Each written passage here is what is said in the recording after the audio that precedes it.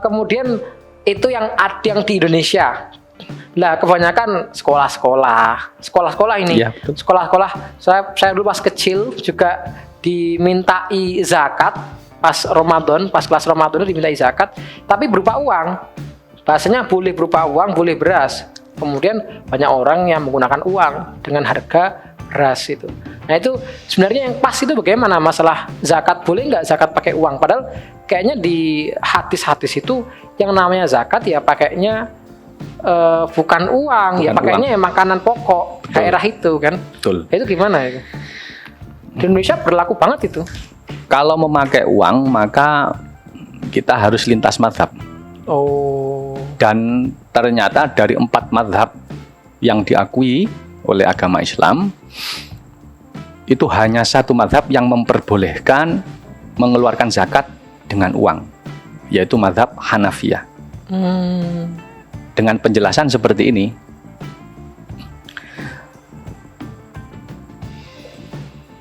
Hikmah yang ada di balik zakat fitrah itu adalah ighna'ul fuqara anil mas'alah fi misli hadzal yaum ay yaumul id wa lailatihi, yaitu memberi kecukupan, memberi kesejahteraan kepada orang-orang yang membutuhkan, maksudnya orang yang berhak menerima zakat, mereka dari meminta-minta saat hari raya Idul Fitri dan malamnya.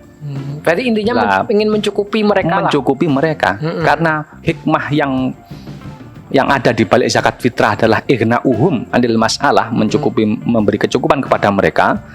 Maka tentunya sekalipun ada hadis yang menerangkan itu sok min tamrin, dari kurma, au zabibin dan seterusnya itu dianggap sebagai contoh saja oleh Hanafiyah. Karena prinsipnya adalah memberi kecukupan kepada orang-orang yang membutuhkan, orang-orang yang berhak menerima zakat.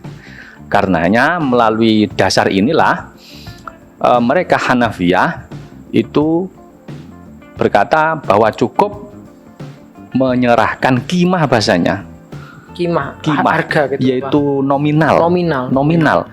Karena itu nominal, maka tidak harus pakai uang. Pakai harta apapun, yang penting seharga dengan 1 sok kutul balad, 1 sok makanan pokok di daerah situ, maka cukup. 3 kilo digantikan dengan buah kalau memang buah itu adalah yang paling dibutuhkan oleh orang yang miskin atau fakir, semisal. Atau yang paling dibutuhkan adalah biaya pengobatan, ganti biaya pengobatan. Dan seterusnya, tergantung kebutuhan. Berarti kalau melihat dari madhab Hanafi loh ya. Betul. Itu terserah apapun bentuknya barangnya, yang penting senilai dengan zakat. Kadar zakat fitrahnya satu sok itu ya. Satu sok beras kalau di Indonesia. Satu sok beras. Boleh kita mengeluarkan zakat beda madhab itu boleh. Kita kan, saya sholatnya Syafi'i, saya wudunya Syafi'i. Tapi kalau zakatnya Syafi'i boleh nggak? Zakatnya Hanafi, maaf. Boleh, sangat boleh. Boleh. Jadi nggak harus, kalau sholat saya Syafi'i harus zakatnya harus Syafi'i, nggak harus. Karena sudah beda ibadah. Sholat itu ibadah sendiri, zakat itu ibadah sendiri. Sudah gitu. Berbeda ibadah. Ya memang kayaknya kok di Indonesia ini kayaknya lebih banyak membutuhkan uang ya. Maksudnya kayaknya orang-orang itu lebih membutuhkan uang daripada beras. Mungkin kalau beras mereka mungkin bisa gampang mending mendapatkan gitu ya. Karena betul. Berarti gitu ya. Berarti boleh-boleh aja untuk mengeluarkan zakat pakai uang. Betul. Atau menggunakan barang-barang yang sesuai kebutuhan. Entah obat atau bahkan bisa pakaian yang sesuai dengan harga. Betul. Harga itu. Masya Allah. Berarti apa namanya? Kalau sangat luas banget ya. Sangat enak banget, sangat luas. Boleh Hanafiyah, gitu ya. betul. Di dalam referensinya disebutkan wa yajuzu indahum, boleh bagi menurut mereka Hanafiyah ayyu'ta an jami'i dzalika alqimatu darohimu au dananiru au fulusan. Maaf, darohima au dananiro au fulusan au urudon au masya'a. Li'annal wajiba fil haqiqati ighna'ul faqir. Jadi diperbolehkan menurut mereka mazhab Hanafiyah yaitu memberikan apapun yang senilai dengan satu sok makanan pokok tadi, baik itu berupa darahim, dirham, ataukah dananir, dinar, uang-uangan lah. Ya, uang-uang, au fulusan atau fulus, uang receh, au urudun atau benda-benda yang punya nilai maliyah, nilai harta di sana. Au masa'ah, bahkan terakhirnya au masa, terserah apa saja. Li'annal wajib fil haqiqah ighna'ul fakir, karena yang paling inti adalah memberi kecukupan kepada fakir atau miskin atau yang lain. Intinya yang penting pas saat hari raya sama-sama senang, sama-sama bisa menikmati hari raya gitu ya. Betul. Nggak sampai minta-minta dan sebagainya. Sampai minta-minta. Oh, intinya seperti itu. Oke, siap. Terima kasih, Cak.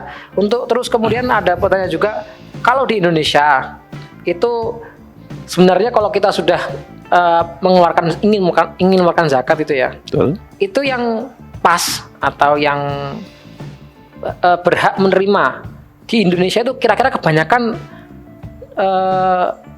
orang yang seperti apa? Dalam Islam kan ada 8 zakat. 8 golongan yang berhak menerima zakat. Nah, itu kan yang sering di Indonesia itu apa sih yang kayaknya menurut jenengan itu? Ya. Menurut saya yang mayoritas orang-orang yang berhak menerima zakat di Indonesia itu adalah fakir, miskin, dan yang ketiga ini hal baru ini, yang ketiga ini yaitu amil. Nah, amil. Kalau untuk yang ketiga amil nanti coba saya jelaskan biar tidak salah paham. Oke, yang fakir miskin dulu. Baik, yang fakir miskin. Kalau fakir artinya fakir dengan miskin itu hampir-hampir mirip. Cuma al-fakir aswa'u halan minal miskin. Fakir itu paling parah kondisinya dibandingkan miskin. Artinya apa? Fakir itu adalah orang yang dia sama sekali tidak punya harta untuk menghidupi dirinya dan orang-orang yang dia wajib nafkahi. Satu, dia juga tidak punya pekerjaan sama sekali. Nggak punya harta, nggak punya pekerjaan. Masya Allah, luar biasa nih. Fakir banget. Itu fakir. Ya. Kemudian yang ketiga adalah dia punya pekerjaan atau punya harta, tapi kurang dari kecukupan. Jadi kurang dari separuh begitu bahasanya kalau dalam kitabnya itu. Kalau saya gambarkan semisal ada seseorang yang kebutuhan perharinya itu adalah 100.000 bagi dia dan orang-orang yang wajib dia nafkahi gitu ya, 100.000 untuk menghidupi mereka, tapi dia mempunyai kurang dari 500.000, yaitu separuhnya 100.000 ya. 50.000 berarti kurang dari 50.000, kurang dari 50.000, maaf. Kurang dari 50, maka itu tergolong fakir. Jadi dia punya harta atau punya pekerjaan, tapi hasil pekerjaan atau harta itu tidak melebihi dari separuhnya itu. Jadi dia seharian jadi kuli gitu ya. Ya, betul. Jadi kuli, gajinya itu tidak, kebutuhannya umpama sehari harusnya 100.000 untuk dia dan juga keluarganya gitu kan.